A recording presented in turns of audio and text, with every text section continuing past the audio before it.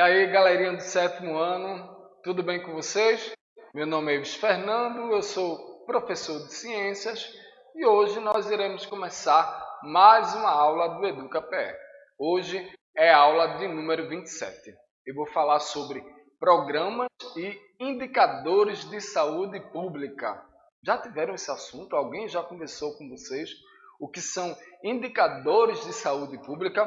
Bom, bora começar nossa aula para que a gente possa saber identificar o que é um indicador de saúde. Então, quando se fala de indicadores de saúde, eu posso dizer o seguinte: uma das grandes dificuldades ali do profissional de saúde é medir o padrão de vida.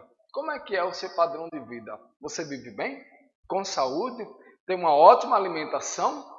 Não está doente? Não tem nenhum tipo de doença? Bom, então, quando se fala de indicadores de saúde, a gente vai justamente medir o padrão de vida, o nível de vida, principalmente da população com a qual se trabalha. Então, essa questão aí ela tem sido muito estudada, principalmente internacionalmente. Por quê? Pela necessidade de comparar níveis de vida entre diferentes países ou no mesmo país numa série temporal. Quando fala numa série temporal, estou falando o seguinte: agora a gente está aqui no ano de 2021. Qual seria o padrão de vida do ano de 1980, 1960, 1950? Bom, quando se fala aí dessa questão numa série temporal. O indicador de saúde, ele deve o quê? Revelar a situação de saúde de um indivíduo ou de uma população. O indicador, na verdade, ele é, em geral, usado para medir aspectos não sujeito ali à observação direta, ou seja, saúde, normalidade, felicidade. Por quê? O indicador ele vai indicar um aspecto, por exemplo, ali, a mortalidade, que vai ser um exemplo, né? É um índice que vai expressar ali situações que são multidimensionais, ou seja, é um índice de Apgar. Esse índice aí, na realidade, é do desenvolvimento humano. Por isso que tem essa imagem aí que eu coloquei para vocês. Eu gostaria que ficasse aí na telinha, porque a criança ali, ela nasceu, bebezinho, aquela vai ficando ali, ó, vai crescendo, vai ficando adolescente, chega ali na sua fase adulta, depois vai chegando ali, ó, terceira idade, e vai ficando já uma pessoa idosa. Então, quando se fala desses indicadores de saúde, a gente vai justamente estudar como é que o ser humano ele vem desde o seu nascimento até a sua morte, qual vai ser a qualidade de vida aí desse desenvolvimento. Então, no fundo, porém, ele deve o quê? Prevalecer ali os indicadores de saúde para designar todo esse campo aí de conhecimento. E aí, uma crítica bem comum é o que a gente pode dizer o seguinte: ao procurar medir aí o quê? A saúde, avaliar a doença, a morte, a ausência ali definitiva de saúde, porque certo seria usar na realidade os indicadores positivos de saúde. Só que a gente tem também os indicadores que são negativos de saúde. Por quê? Foi o primeiro indicador que foi utilizado, né? Ou seja, a mortalidade, que é fácil de operar. A morte, ela é clara, ela é objetivamente definida a cada óbito que tem que ser registrado. Porque nem sempre ainda há, ou seja, cemitérios que são clandestinos, muitos pequenos municípios e especialmente óbitos de recém-nascidos que deixaram, de certa forma, de ser registrado ali em cartório, porque existem numerosos indicadores que são baseados aí nessa mortalidade.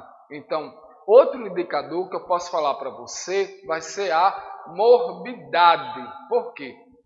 É um conhecimento que é essencial, que vai permitir, na realidade, que você possa interferir os riscos de adoecer a que a pessoa estão sujeitas. Por que eu estou falando isso? Às vezes existem doenças que são hereditárias e você pode muito bem fazer alguns exames para que você possa, como é que eu posso dizer para vocês em outras palavras, né? Fazer uma reflexão da sua vida e prevenir com que você adquira essa doença que está ali dentro da sua família. Exemplo, câncer, diabetes e outros tipos de doenças.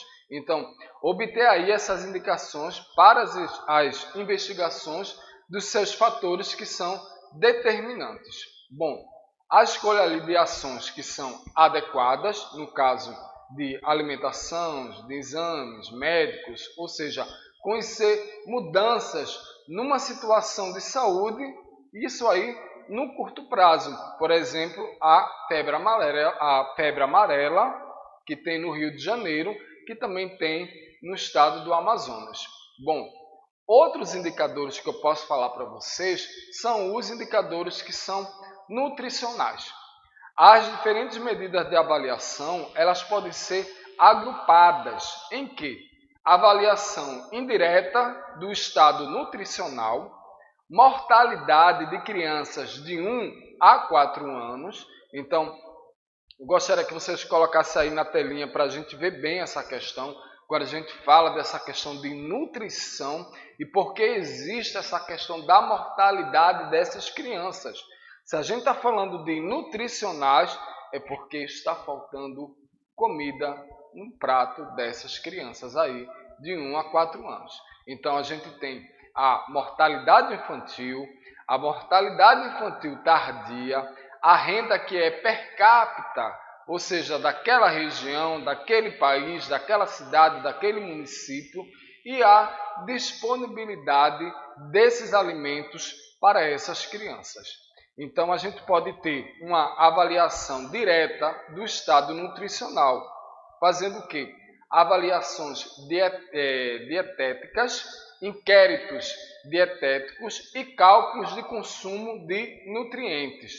Essas avaliações clínicas, né, que pode ser antropometria, que vai ser o peso, o comprimento, a estatura, o perímetro, que é cefálico, a pregas cutâneas, que a gente chama de IMC. Também temos as avaliações que são laboratoriais, que vai estudar o metabolismo do ferro, vai ver se a criança ela tem as vitaminas necessárias, que estão ali, de certa forma, lipossolúveis ou no caso de acumulação. E além disso daí, desses indicadores, a gente agora vai partir para os indicadores que são demográficos.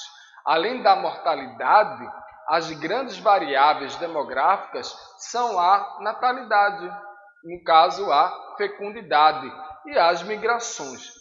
Os indicadores que são mais usados são a esperança de vida ao nascer, a fecundidade, a natalidade e a estrutura etária, que pode ser a distribuição por sexo aí na população.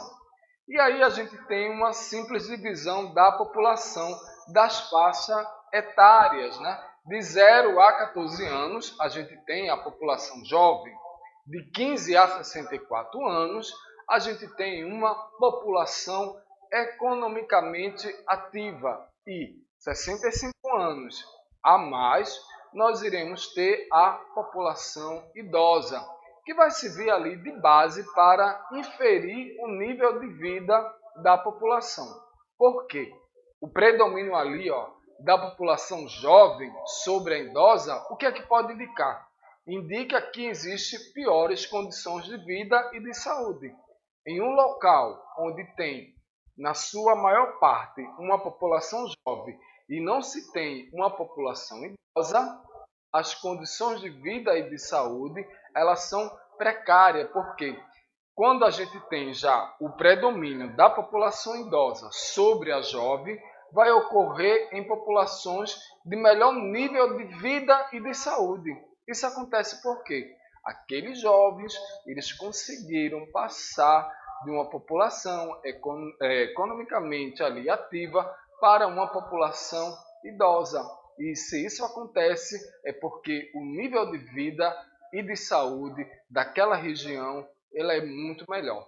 Isso aí vai permitir o quê?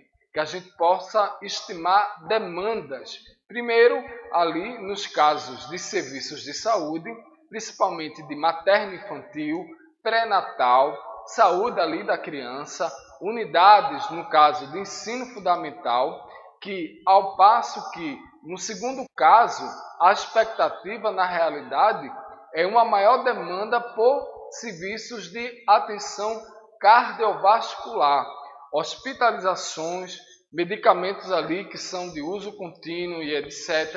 Né? Bom, agora eu vou falar sobre outro tipo de indicadores. Vou falar de indicadores ambientais. Aí a gente já vai para condições de moradias, né? E do peridomicílio, que são estreitamente ligados com o nível socioeconômico da população. Isso também ele vai se aplicar em relação à cobertura e à qualidade do saneamento básico.